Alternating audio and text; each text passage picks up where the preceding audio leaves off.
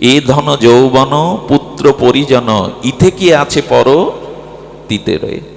বাণীগুলো এমন করে দিয়েছেন না, সমস্ত ভাগবত শাস্ত্রের নির্যাস। আচ্ছা, মৃত্যুর সময় আমার অর্থ, পদমর্যাদা, বিত্ত, বৈভব, স্ত্রী, পুত্র, আত্মীয় স্বজন আমাকে কি করতে পারে? মৃত্যুর সময় কি করতে পারে বাবা? আচ্ছা, পরীক্ষিত মহারাজ তো ভূভারতের পাণ্ডবদের উৎসর্গী রাজা। 7 দিনে মৃত্যু সংবাদ শুনে তিনি রাজত্ব আঁকড়ে ধরেছিলেন, স্ত্রী পুত্রের কাছে বসেছিলেন, না ওগুলো পরিত্যাগ করে গঙ্গা তীরে এসেছিলেন? তবে উনি জানাচ্ছেন, আমি ভূভারতের রাজাধিরাজ হতে পারি, চক্রবর্তী সম্রাট হতে পারি, আমি পাণ্ডবদের উত্তরসূরি হতে পারি, আমার পরিজন থাকতে পারে, কিন্তু মৃত্যুর সময় এরা কোনো কাজে। এই জন্য রাজমুকুট পরিত্যাগ করে এক বস্ত্রে কাঙাল ভিখারির ন্যায় সাধুদের মধ্যে গঙ্গা তীরে এসে বসলেন, সংকেত দিলেন। আমাদের দক্ষিণাঞ্চলের কলরোয়া বলে একটা জায়গা, আমি গত পরশুদিন পাঠ করতে গিয়ে শুনি, এই ছেলেটা সকালে স্নান করে তুলসীতে জল দিয়েছে, ওইখানে তার হার্ট স্ট্রোক হয়ে পড়ে গেছে। তার মা আছে, তার স্ত্রী আছে, তার কন্যা আছে, কিন্তু তাদের কোলের উপরেই মরতে হলো। কিছু করতে পারবে তারা? ওর যে অর্থ, পদমর্যাদা, স্ত্রী, সজ্জন, হ্যাঁ, এ ধন যৌবন পুত্র পরিজন ইথে কি আছে পরতীত রে। মৃত্যুর সময় এরা তোমার কোন কাজে আসবে গো? হ্যাঁ, কাজে একটা আসবে। কাজে কেমন আসবে জানেন? যদি ভগবত পথের প্রগতি, ভক্তির পথে, ভজনের পথের আত্মীয় স্বজন না পান, তাহলে শেষের বেলায় ওরা কাজে আসবে কি জানেন? বাবা, এই তোমার ছোট ছেলে এসেছে, এই তোমার নাতি এসেছে, এই তোমার বৌমাকে একটু আশীর্বাদ করে দাও। যে ব্যক্তি ইহলোকের মায়া ত্যাগ করে পরপরে যাওয়ার জন্য প্রস্তুতি নিচ্ছে, তাকে মায়ার দ্বারা আরো কবলিত করলেন। একবারও তারা বলল না, আমাদের কথা ভেবো না, আমাদের চিন্তা করো না, তুমি এখন পরমেশ্বরের সেই দীনবন্ধুর শরণ নাও, একবারও বলল না। আর আত্মীয় স্বজন কি করলো? মিষ্টি মিঠাই ফল আনলো আর তাড়াতাড়ি গালে জল দিল। মৃত্যু সম্মুখ ব্যক্তি, মুমুক্ষু ব্যক্তির পাশে কি করতে হয়, এটাও গীতা বাক্যে বলা হয়েছে। দেখুন, আপনাদের একটা কথা বলি, আপনি সুন্দর করে পরিপাটি করে নিজেকে সুসজ্জিত করেছেন, আপনার মনোমতো পোশাক পরেছেন, প্রসাধনী মেখেছেন, কেন জানেন? আগেকার দিনে স্টুডিও ছবি তুলতে গেলে কোনো প্রয়োজনে 2-3 কিলোমিটার যেতে হতো, পুরানো দিনের মানুষ যারা। তো উনি নিজেকে পরিপাটি করে মনোরম পোশাক পরে নিজেকে বেশ ঠাটবাট করে 3 কিলোমিটার হেঁটে ছবি তুলতে গেছেন। ক্যামেরা যখন ফ্ল্যাশ পড়বে, তখন ক্যামেরাম্যান, ফটোগ্রাফার বলছেন, আপনি রেডি তো? এদিকে তাকান, চোখ দুটো আমার দিকে, এরকম একটা সতর্কবাণী দেয়, 1 2 3 বলে। হঠাৎ আপনার চোখে তখন একটা মাছি বসার কারণে পলক পড়লো, ক্যামেরার ফ্ল্যাশটাও তখন উঠলো। ছবি নিতে গিয়ে যদি আপনি দাবি করেন, আমার চোখ তো এরকম মুদ্রিত না, বোঝা না, এ ছবি আমি নেব না। আচ্ছা, এই 3 ঘন্টা সেজে গুজে পথ অতিক্রান্ত করে স্টুডিওয়ে গিয়ে লাভ হলো কি? এত সাজগোজ লাভ হলো কি? তেমন গোবিন্দ বললেন, সারা জীবন যাই করে যাও, মৃত্যুর সময় তুমি যে ভাবনা ভাবতেই দেহ ত্যাগ করবে। তোমাকে ক্যামেরাম্যান সাবধানও করেছিল, তুমি নিজেকে পরিপাটি করে সুসজ্জিত করেও গিয়েছিলে, কিন্তু তুমি ঠিক ছবি তোলবার সময় তোমার যেমন ভঙ্গিমা তেমনই উঠেছে। তো দেখুন, যৌবনেই দুত্তজ্জা স্ত্রী, পুত্র, পরিজন, রাজ্য ত্যাগ করে মলবাদ ত্যাগ করলেন। ভরত ত্যাগ করে গণ্ডকী নদীর তীরে গভীর জঙ্গলে ভজন করলেন। যিনি রাজ্য ত্যাগ করেন, ইন্দ্রসম ঐশ্বর্য ত্যাগ করেন, আর উর্বশীর ন্যায় স্ত্রী ত্যাগ করেন, তিনি একটা হরিণের চিন্তা করে মৃত্যু বরণ করায় হরিণ হয়ে জন্মালো। আরে হেন পাপ নেই, অজামিল করেনি, কিন্তু মৃত্যুর সময় পুত্র নারায়ণ বলে বৈকুণ্ঠ গেল। 3 ঘন্টা সেজে কি করবেন? ছবি তোলার সময় আপনাকে প্রস্তুত থাকতে হবে। নাক কুঞ্চিত করলে হবে না, চোখটা বন্ধ করে ফ্ল্যাশ পড়ার সময় পড়লে হবে না। তার মানে বলা হচ্ছে, মৃত্যুর সময় যাতে ভগবত স্মৃতিটা, স্মরণটা আসে, সেই চেষ্টাই করো। কিন্তু আমরা মৃত্যুর সময় আত্মীয় স্বজন, হ্যাঁ আচ্ছা, গোবিন্দের চরণ অভিষেকের জলটা যদি তুলসী পাতা দিয়ে দিতেন, জল দাও গালে,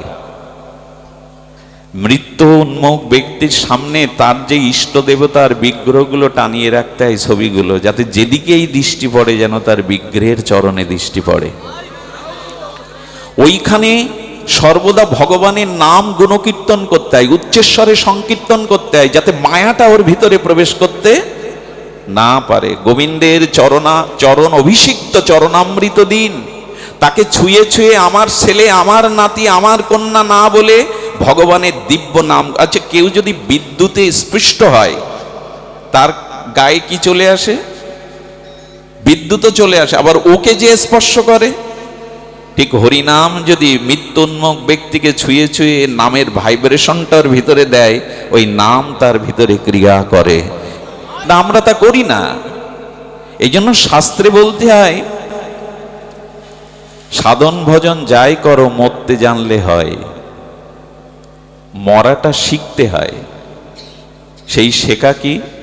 যাতে অন্তিম সময় ভগবানের স্মৃতি স্মরণটা হৃদয়ে থাকে। আমি বলছিলাম যে এ ধন যৌবন পুত্র পরিজন ইচ্ছে কি আছে পরতীতরে। আচ্ছা, মৃত্যুর পরে এরা কাজে আসবে কি? তো মৃত্যুর পরে যে দুহাত বাড়িয়ে ডাকবে, আয় ঘরের ছেলে ঘরে আয়, আর কত ভূতের ব্যাগার আর ভূতের বোঝা বইবে, আয় ঘরের ছেলে। এই দীনবন্ধুর কথা ভাবুন, তার হাতটা ধরুন, যে মৃত্যুর পরে আপনাকে এগিয়ে নেবে। চিতায় আপনার লাশ অন্ত্যেষ্টিক্রিয়া করার পরে কলসি ভেঙে দিয়ে বলবে, ওদিকে কেউ চেয়েও না। এ কথাটা আজও সনাতন ধর্মবিল্লাম বলে, কলসিটা ভেঙে দিয়ে বলে, ওদিকে কেউ।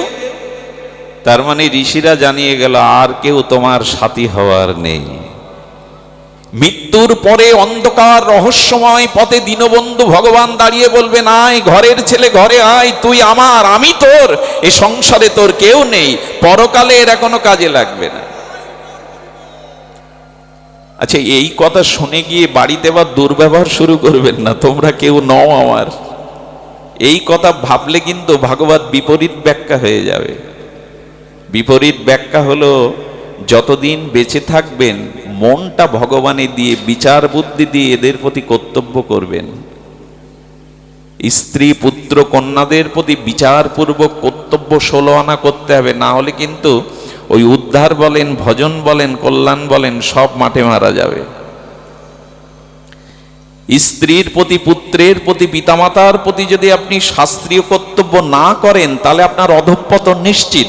এই জন্য বিচারপূর্বক সুবুদ্ধি দ্বারা নির্মম হয়ে, মমতাশূন্য হয়ে ওদের প্রতি কর্তব্য করুন, কিন্তু মনটা ভগবানে দিয়ে দিন, বিচারটা সংসারে দিন, আর মনটা, অনুরাগটা ভগবানে দিন। এই জন্য গোবিন্দ একটা অপূর্ব তাত্ত্বিক কথা বলেছেন। কি বলেছেন? মামনস্বর যুদ্ধ চ। অর্জুন বলছেন, তীর্ধনুক নিয়ে, গান্ডীব নিয়ে যুদ্ধ করবো, আর তুমি বলছো তোমাকে স্মরণ করো। যুদ্ধ করো আর তোমাকে স্মরণ করো একসাথে হয় নাকি? তুমি বলছো যে যুদ্ধ করো, আমাকে স্মরণ করে যুদ্ধ করো, এটা সম্ভব? গোবিন্দ বললেন, এটা সম্ভব করতে হবে তোমায়। তাহলে আমার স্মরণ ভুলে যদি যুদ্ধ করো, নিশ্চিত পতন উন্মুখ হবে, তুমি ধ্বংসপ্রাপ্ত হবে। আর আমাকে স্মরণ করে যদি যুদ্ধ করতে পারো, সেই যুদ্ধ পরাজিত সম্ভাবনা থাকলে তুমি বিজিত হবে আমার কৃপায়। সংসার করো, সুখ দুঃখ হাসি কান্নার সাথে সংসারে যুদ্ধ করো, কিন্তু আমাকে স্মরণ করে যুদ্ধ করো, মনটা আমাকে অর্পণ করে সংসার যুদ্ধ করো, তাহলে শেষ বিজয়ের হাসিটা আমি তোমাকে বিজয় গৌরবে গৌরবান্বিত করব। আমরা এই গানটাই ভুলে গেছি গীতার, মামনস্বর যুদ্ধ চ। যুদ্ধ করো, কিন্তু আমাকে স্মরণ করে করো। এই জন্য দয়া করে শাস্ত্রে বারবার বলা হয়েছে যে, কি বলছেন দেখুন, এর পরের পয়ারটাতে আমাদের মহাজন বলছেন যে, দূরজন বিফলে সেবেনু, দূরজন কৃপণ, দূরজন চপল লবসুখ লাগিরে। কি অদ্ভুত গো, কি অনুভববেদ্য এই শব্দগুলো, দিব্য শব্দগুলো। বলছেন বিফলে সেবিনু কৃপণ দুরজন। ভগবানকে বিস্মরণ হয়ে, ভগবৎ স্মৃতিকে হৃদয় থেকে মুছে দিয়ে, ভগবানের প্রতি অনুরাগ অর্পিত না করে যে ভালোবাসা, যে অন্তর স্নেহ মমতা আমি সংসার স্ত্রী পুত্রকে দিয়েছি, এটা অনেকটা বিফল হয়ে গেছে। বিফল কেন হলো? বলে বিফলে সেবিনু। কেন বিফল হলো? কেন বলে এরা কৃপণ আর দুর্জন। আমাদের গোস্বামীদের কথায় অনেকে আঘাত পেতে পারেন, তাহলে পরিবারে এরা আমার দুর্জন। আচ্ছা, দুর্জন কাকে বলে বাবা? যারা ভগবতমুখী হতে প্রতিবন্ধকতা, অন্তরায় সৃষ্টি করে জগতে, এরাই হলো, বোঝা গেল মা? যারা ভগবত অভিমুখী যেতে বাধাগ্রস্ত করে, পেছনে টেনে ধরে, ভগবত বৈমুখ্যতার কারণে আমাকে টেনে ধরে, এদের থেকে দুর্জন আর এ জগতে। তো স্ত্রী পুত্র আমাকে ঠেলে দেয় তো ভগবানের দিকে? যদি না দেয়, জানবেন এরাই আপনার জীবনে দুর্জন। আর কৃপণ বলছে কেন জানেন? যারা ভগবত কাজে সহমর্মিতা, সহধর্মিতা, আমার সাথে থেকে একান্তে আমার সকল কিছু অবলম্বিত হয়ে যারা ভগবানের পথে আমাদের এগিয়ে না দেয়, এরাই হলো কৃপণ। জগতে কৃপণ তারাই যারা ভগবত ভজন না করে জগৎ থেকে চলে গেল। তার অনেক প্রাপ্তির সম্ভাবনা ছিল, দুর্লভ মনুষ্য জন্ম ছিল, সে ভগবানকেও পেত, ব্রহ্মারও কাঙ্ক্ষিত সম্পদ গোবিন্দ চরণে প্রেম ভক্তি পেত, রাধারানীর দাসত্ব পেত, রাধারানীর মঞ্জরি ভাব সাধনায় ব্রজবৃন্দাপনে মাধুর্য নিকুঞ্জ নিভৃত মন্দিরে রাধারানীর কিঙ্করী হতে পারত। এই সম্ভাবনাকে সে নষ্ট করলো, তাকেই বলে কৃপণ। যা পাওয়ার ছিল সে পেল না। এই জন্য বললেন বিফলে সেবিনু কৃপণ দুরজন চপল লবসুক লাগিরে। আচ্ছা, এরা যদি কৃপণ হবে, দুর্জন হবে, আমি এদের সেবা সারা জীবন করলাম কেন গৌর গোবিন্দের ভক্ত সেবা না করে? বলে এদের কাছে কিছু স্বার্থের সুখ পাই বলে এদেরকে এভাবে সেবা করেছি। এদের কাছ থেকে কিছু স্বার্থের সুখ পাই বলে এই চপল লবসুক লাগিরে। তাই যে কথা আমরা ভূমিকাতে এনেছিলাম, উপক্রমিকায় এনেছিলাম, সেটি হলো সম্বন্ধটা আত্মার সাথে, ভগবানের সাথে হওয়াই উচিত, যেটা আমাদের চিরন্তন শাশ্বত। আর এই দেহজাত সংসারজাত সম্পর্ক এটা অনিত্য, কাল কবলিত। তো যখনই ভগবানের সাথে সম্বন্ধ এলো, তারপরেই সাধন ভক্তির দ্বারা আপনার চিত্ত বিমল হলো, নির্মল হলো। এই জন্য শাস্ত্রে বলছেন, যখন ভগবৎকৃত কর্ম, ভগবানকে প্রসন্নতার জন্য যে কৃত কর্ম, এটা যদি অধর্ম হয় তবু সেটা ধর্ম বলে পরিগণিত। আর ভগবানের প্রসন্ন ব্যতীত আপনি যতই সৎকর্ম করেন, সেটা ভগবৎ কর্ম নয়, ভগবানকে প্রসন্নতার জন্যই কর্ম। এই জন্য ভাব আসতে গেলে প্রথমে বলছেন আদৌ শ্রদ্ধা, আদৌ শ্রদ্ধা, অত ভজন ক্রিয়া, অনর্থ নিবৃত্তি, নিষ্ঠা, রুচি, আসক্তি, এরপরে ভাব। প্রথমে শ্রদ্ধা, তারপরে সাধুসঙ্গ, সাধুসঙ্গের দ্বারা ভজন ক্রিয়া, ভজন ক্রিয়ার দ্বারা অনন্ত জন্মের অনর্থ যেগুলি নিবৃত্তি হলো, অনর্থ নিবৃত্তি এলো, রুচি এলো, রুচির পরে নিষ্ঠা এলো, নিষ্ঠার পরে আসক্তি এলো, আর আসক্তির পরেই আসবে ভাব। আমি যে ভাব নিয়ে আলোচনার মধ্যে ছিলাম, এই ভাবটা আসতে গিয়ে এই সিঁড়ি ক্রম উঠতে হবে, লাফিয়ে তো ধরা যাবে না, সাত্ত্বিক বিকারের আবেগে ধরা যাবে না। এই জন্য শাস্ত্রে বারবার বলছেন, কে না উপায়েন মন কৃষ্ণ নিষেবয়াৎ, যে কোনো উপায়ে মনটা ভগবানের সাথে যুক্ত করে দাও, যে কোনো উপায়ে। কে না উপায়েন মন কৃষ্ণ নিষেবয়াৎ, বলে যে কোনো উপায়ে ভগবানের সাথে যুক্ত হলে, মনটা যুক্ত হলে প্রেম ভক্তি হবে বলে হবে। কি বলেছেন? কামাত গোপ্য ভয়াত কংস দেশ চৈতদয় নৃপ। বলেন ভয়ের দ্বারাও ভগবান পাওয়া যায়। দৃষ্টান্ত হলো কংস। শত্রু মনে করেও জলের গ্লাস হাতে দিলে বলতো ওর মধ্যে কৃষ্ণ। শয়ন করে থাকলে দেখতো দেয়ালের ভেতর থেকে সুদর্শন চক্র আমাকে বধ করতে আসছে। শয়নে স্বপনে জাগরণে নিদিধ্যানে প্রতি নিঃশ্বাস প্রশ্বাসে ক্রিয়া প্রতিক্রিয়ায় সবখানে কৃষ্ণকে ভাবতে ভাবতে কংস উদ্ধার হয়ে গেল। ভয়েও যদি কেউ ভগবানের সাথে যুক্ত হতে পারে তার আত্মকল্যাণ হবে। ভয়ের আচ্ছা আর কি বলল? আর বলছে দেশ চৈতদয়ন নৃপ, জরাসন্ধ, শিশুপাল, আর এরা ভগবানের প্রতি বিদ্বেষ করে ভগবানকে পেল। কি আশ্চর্য! ভগবানের প্রতি বিদ্বেষ করে হিংসা করেও ভগবান পাওয়া যাবে?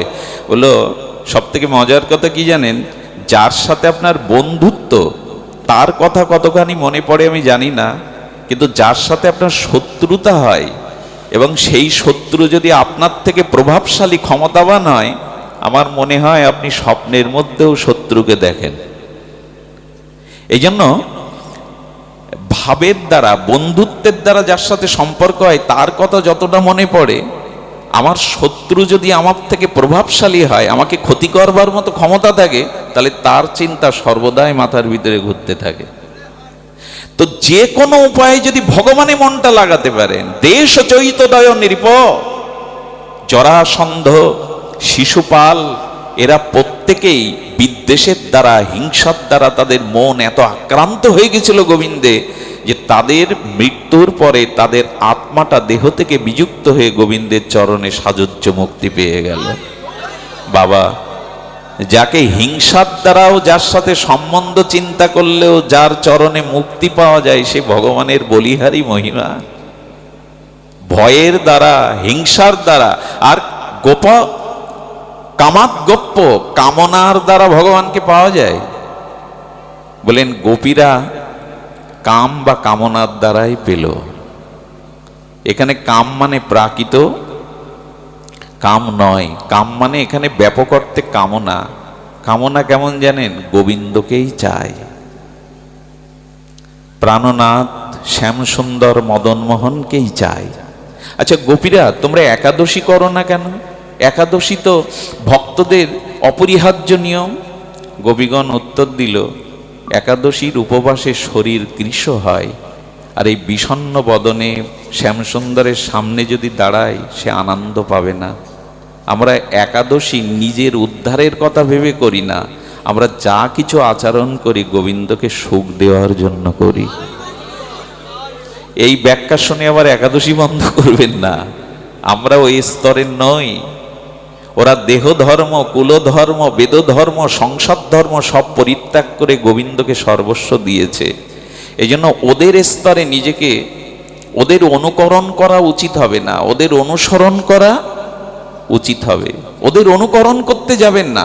ওরা বলেছে গোবিন্দের, আচ্ছা তবে যে দেখিয়ে গোপীর নিজ দেহ প্রীত। আচ্ছা তোমরা বলছো গোপীদের আত্মসুখ নাই, আত্মসুখ দুঃখ গোপীর নাহিক বিচার, কৃষ্ণ সুখ হেতু চেষ্টা মনোব্যবহার।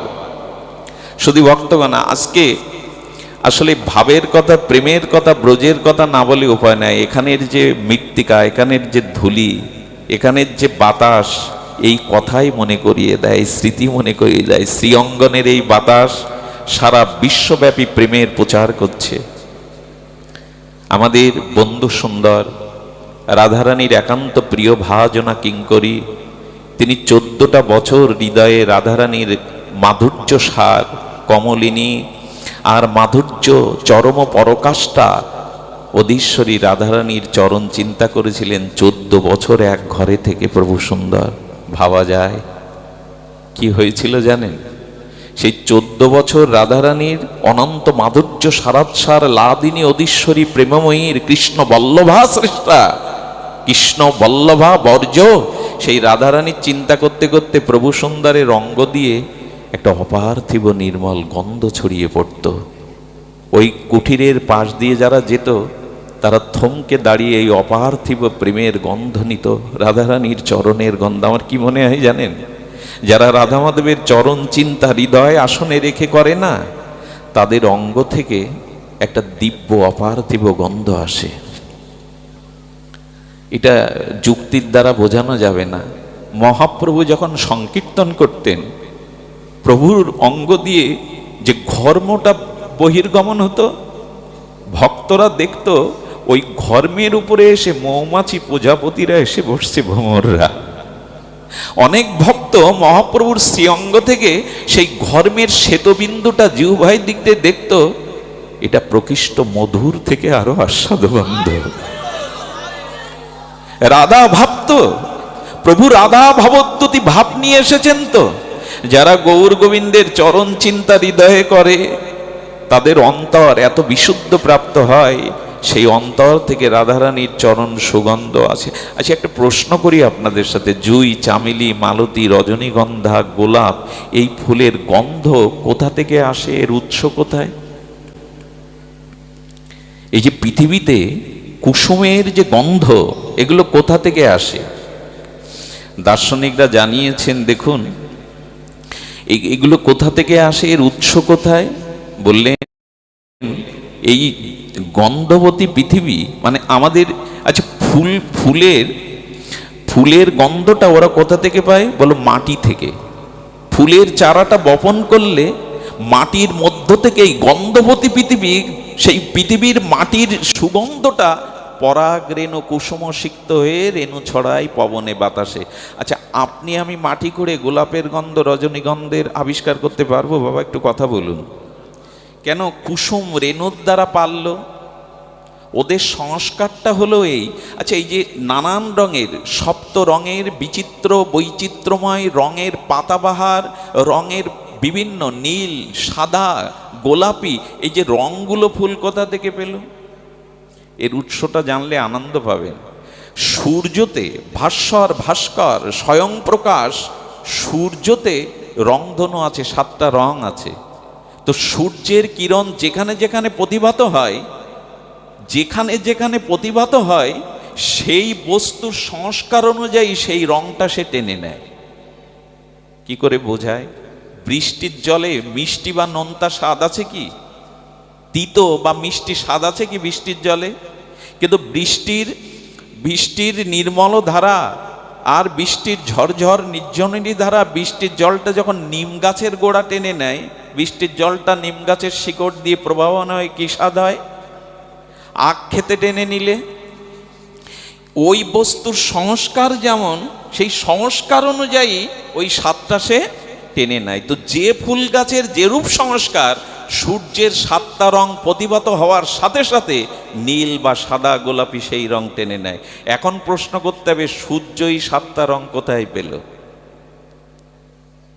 সূর্যের রং কোথা থেকে আসে জানেন? আমরা এই জগতে, জড় জগতে, বিজ্ঞানীরা বলেন চন্দ্রের নিজস্ব আলো নেই। আমাদের অধ্যাত্ম বিজ্ঞানীরা বললেন সূর্যেরও নিজস্ব আলো নেই। সূর্য অমরও না, সূর্য একদিন প্রলয়ে ধ্বংসপ্রাপ্ত হবে। আসলে সূর্যেরও নিজস্ব আলো নেই, সূর্য আলোটা পায় গোবিন্দের নখজ্যোতি থেকে। শ্রী গোবিন্দের নখজ্যোতি থেকে সূর্য আলোকিত হয়। এটা মন গড়া কল্পিত সিদ্ধান্ত নয়। যথা ভাষ্য উদয়াতে সূর্যাং, শ্রী গোবিন্দের নখার জ্যোতি, উজ্জ্বল নখর জ্যোতি থেকে সূর্য আলোটা পায়, রং পায়, সেই রংটা প্রতিভাত হয় পত্রে পুষ্পে। এই জন্য অনাদিরাদি সর্বকারণের কারণকে গোবিন্দ। ব্রহ্মাস্তুতি বলেছেন অনাদিরাদি সর্বকারণের কারণ ভগবান। আচ্ছা, ফুলের গন্ধটা মাটি কোথায় পেল? মৃত্তিকায় গন্ধ কোথায় পেল? বলেন রাধারানী তার চরণের ভিতরে এক দিব্য গন্ধ নিয়ে এই পৃথিবীমণ্ডলে রাধারানী যেদিন পদ স্পর্শ করেছিলেন, রাধারানীকে গোপীরা স্নান করাতো। তো সেই স্নানরত অভিষেকরত রাধারানীর চরণটা বা তার অঙ্গের যে দিব্য পোশাকটা মাটি স্পর্শ করার সাথে সাথে মাটি এই গন্ধটা টেনে নিয়েছিল। রাধারানীর চরণের সুগন্ধ এত, যে সমস্ত কুসুমের গন্ধ হলো রাধারানীর চরণেরই গন্ধ। এই জন্য ফুলগুলো যাদের বাড়িতে প্রস্ফুটিত হয়ে ঝরে যায়, গোবিন্দের গলে যায় না মালা হয়ে, পুষ্প চন্দন চরিত্রিত হয়ে রাধারানীর চরণে যায় না, সেই ফুলগুলো ওই গৃহমালিককে অভিশাপ দেয়। আমি ফুটেছিলাম গোবিন্দ তোমার চরণে যাব বলে, কিন্তু এরা বড় কৃপণ, আমাদের জীবনটাও তো ফুটিয়েছিল গোবিন্দ। প্রেম ভক্তি সাধনার সুগন্ধ দিয়ে আমার চরণে তুমি সমর্পণ করবে, কিন্তু আমরাও ঝরে গেলাম, গোবিন্দের চরণে অর্পিত হলাম না, আমরাও ঝরে গেলাম। আমরা প্রভাতে ফুটেছিলাম জন্মের শুভ লগ্নে, মৃত্যু এসে আমাদের ঝরিয়ে গেল, গোবিন্দ চরণে যাওয়া হলো না। হ্যাঁ, এক মহাজন বলেছিল, কুমোররা যখন মাটির ঘট বাজারে তোলে, তখন মাটির ঘট বা কলসি প্রার্থনা করতে থাকে, কোনো মন্দিরের সেবায়েত যদি আমাকে কিনে নিয়ে যেত। আর কেউ বলে আমাকে যদি শ্মশানে মরা পোড়ানোর জন্য নিয়ে যায়।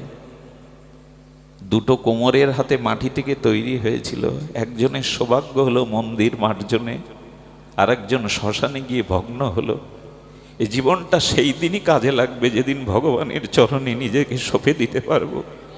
এই জীবনটা ফুলের মতো যেদিন দিতে পারবো, তো সেই সুগন্ধ যারা রাধা মাধবের অন্তরস্থিত অন্তর্মনা হয়ে আর নিকুঞ্জ মন্দিরের স্বরূপে চিত্তে রাধা মাধবের চরণ চিন্তা করে, তাদের অঙ্গ থেকে একটা দিব্য সুগন্ধ বেরোয়। প্রভুপাদের হৃদয় থেকে, বন্ধু সুন্দরের হৃদয়স থেকে রাধা রানীর কমলিনীর প্রেমময়ীর চরণের এত সুগন্ধ, ওই পাশ দিয়ে যারা যেত তারা দাঁড়িয়ে দাঁড়িয়ে সেই সুগন্ধ প্রেমের ভাবে আবেশ এসে যেত তাদের। বাক্যের দ্বারা প্রভাবিত করা যায় না মানুষকে। এই আচরণ, এই অপ্রাকৃত চিন্ময় যদি কোনো সম্পদ কারো থাকে, ভক্তি সম্পদ, ভাব সম্পদ, তখনই সেটা প্রকাশ হয়। এই জন্য বন্ধু সুন্দরের মাটিতে আমরা ব্রজের কথাই বলবো। আত্মসুখ দুঃখ গোপীর নাহিক বিচার, কৃষ্ণ সুখে তু চেষ্টা মনোব্যবহার। আচ্ছা গোপী, তোমাদের নিজের সুখের দিকে, আত্মসুখের দিকে দৃষ্টি নাই, তো তোমরা অলংকার পরেছো কেন? মানুষ তো নিজেকে সাজাবার জন্য অলংকারে সালঙ্কারা হয়, সজ্জিতা হয়। তোমরা অলংকার পরেছো কেন? দুল পরেছো, কঙ্কন পরেছো কেন? গোপীরা বললেন, সেও তো কৃষ্ণের যা লাগি জানিও নিশ্চয়। আত্মসুখ দুঃখ গোপীর নাহিক বিচার, কৃষ্ণ সুখে তু চেষ্টা মনোব্যবহার। আর কৃষ্ণ সুখের জন্য তারা সেজেছে। সতী নারী যেমন বাইরে বেরোনোর সময় খুব বেশি সাজে না, যদিও এ কথাটা এখন উল্টো হয়ে গেছে। সতী নারী তার পতির জন্য সন্ধ্যায় সাজে, কারণ এই রূপ যৌবন যার চরণে অগ্নি ব্রহ্ম সাক্ষী করে নিবেদন করেছি, এটা তারই অধিকার। ঠিক গোপীরাও পরমপতি কান্তা প্রেমের অধীশ্বর গোবিন্দের জন্যই সাজত, নিজেদের মানানোর জন্য, সুখের জন্য না।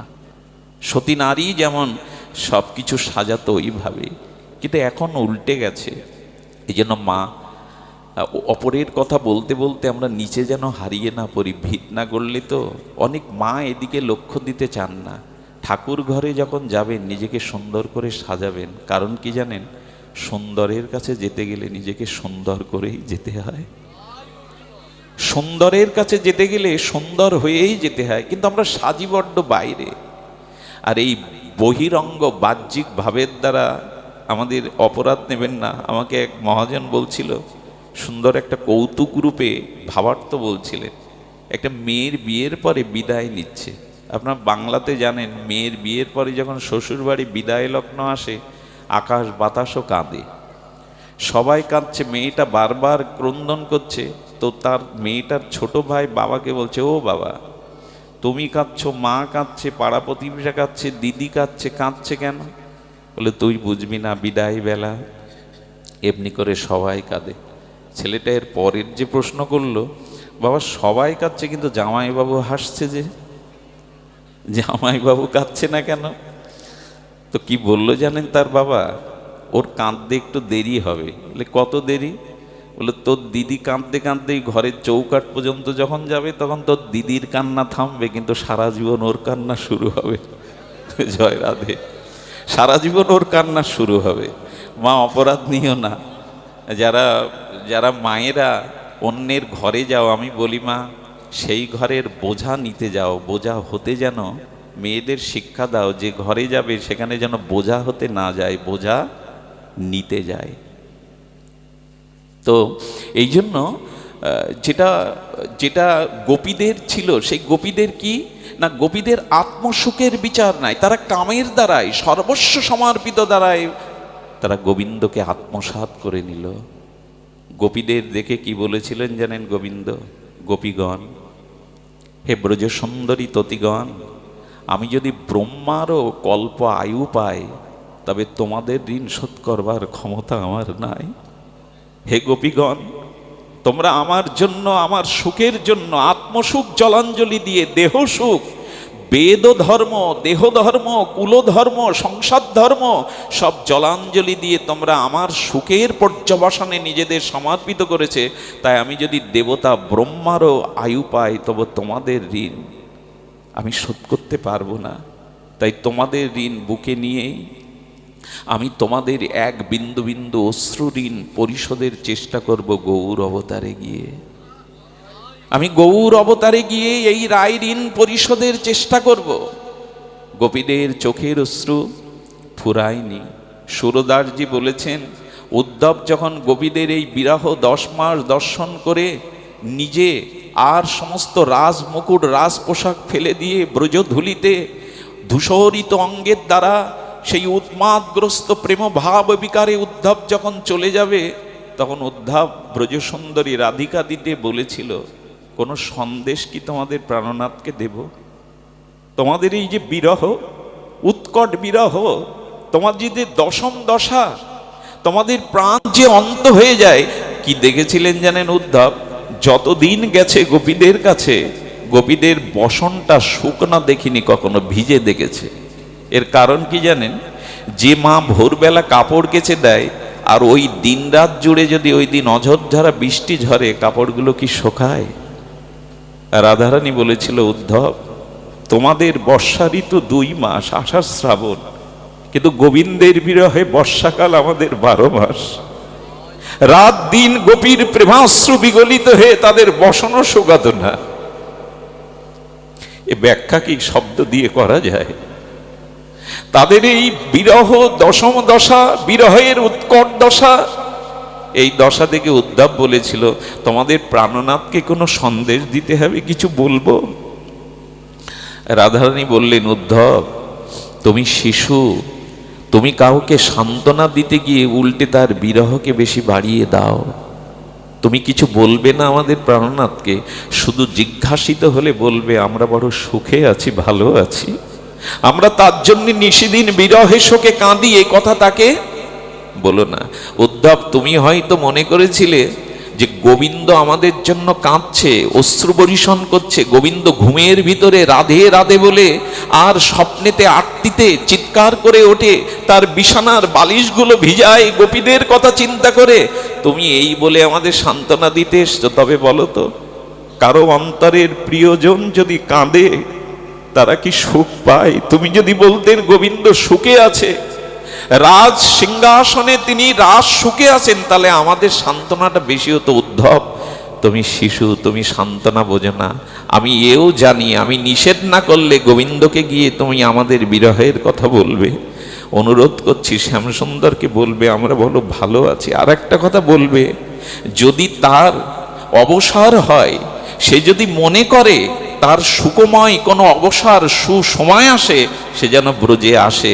যদি এখানে এলে তার ক্ষতি হয়, যদি এখানে এলে তার সময় না থাকে, তবে তাকে বলে দিও কোনো কালেই তাকে ব্রজে আসা লাগবে না। যারা রন্ধন ছেড়ে, সংসার ছেড়ে গভীর বৃন্দাবনের বনপথে পড়ে রোদন করছে, তারা এই কথা বলছে। একেই বলে সমর্পিত, একেই বলে আত্মসুখ জলাঞ্জলি দিয়ে প্রিয় সুখের বাসনা। শুধু ভক্তগণ, এই জন্য গোপী প্রেম বড় বিরল। গোপী প্রেমের নিদর্শন আমাদের চৈতন্য মহাপ্রভু না এলে কৈশন রাধা প্রেম, কৈশন মধুরিমা, গোপী প্রেম কাকে বলে আমরা বুঝতাম না। এই জন্য গোবিন্দের সুখের নিমিত্তে যা কিছু চিত্ত শুদ্ধ চিত্তে তার নাম রূপে যে ভাবোদ্দশা উদ্বেলিত হয়, সূর্য কিরণের ন্যায় স্নিগ্ধতা উজ্জ্বলকৃত হৃদয়, একে বলে ভাব। আর এই ভাব আসবে শুধুমাত্র সাধু সঙ্গে শ্রদ্ধা এলে, হরি কথাতে রুচি এলে। মত কথাও তো আদৌ শ্রদ্ধা। যতদিন শুদ্ধ সাধুর মুখে আমার গুণগাথায় তোমার শ্রদ্ধা না হবে, ততদিন তুমি এই পথের সন্ধান পাবে না, এই রুচিও তোমার মধ্যে আসবে না। যতদিন তোমার মধ্যে এটি না আসবে ততদিন তোমার ভিতরে এটি আসবে না। এই জন্য বললেন অনন্য মমতা বিষ্ণু মমতা প্রেম সঙ্গতা। কি বলেছেন? ভক্তির ইতি উচ্চতে ভীষ্ম উদ্ধব প্রহ্লাদ নারদা। এই প্রেমিকগণ, প্রেমের আচার্যগণ ভীষ্ম প্রহ্লাদ উদ্ধব আদি এই মহাভাগবতাদি বলেছেন। তারা কি বলেছেন? অনন্য মমতা বিষ্ণু, ভগবানে যেন অনন্য মমতা হয়। আর এটি সাধু সঙ্গের দ্বারা হয়। ভক্তমালের দুটি চরিত্র বলে পাঠ বিশ্রাম করি। আমি অনেক দোষী, আপনাদের যেভাবে দাঁড়িয়ে কষ্ট দিচ্ছি, আমার মনে হয় আপনাদের প্রত্যেকের যদি আমি এখানে বসি, আমি ওখানে দাঁড়াতে পারতাম, আমার উপলব্ধির জায়গাটা বোঝাতে পারতাম। অনেক কষ্ট পাচ্ছেন, কদ্দমাক্ত কাদায়, ভেজা কাদায় দাঁড়িয়ে, মশকের যন্ত্রণায়। সুব্যবস্থা এখানে হয়তো জাগার স্বল্পতার কারণে হয়নি, এই জন্য দাঁড়ানো কষ্ট ক্লেশকারী ভক্তদের কাছে আমি হাত জোড়ে ক্ষমা চেয়ে নিচ্ছি। আমি দ্রুতই পাঠ বিশ্রাম দেব এই কারণে, এই অনন্য মমতা, ভগবানের প্রতি যে মমতা, ভগবানের প্রতি যে ভাবের দ্বারা আসক্তি, রুচি, এইটা আসবে একমাত্র সাধুসঙ্গ হরিকথার দ্বারা। দ্বিতীয় কোনো পথ খোলা নেই, দ্বিতীয় কোনো পথ খোলা নেই।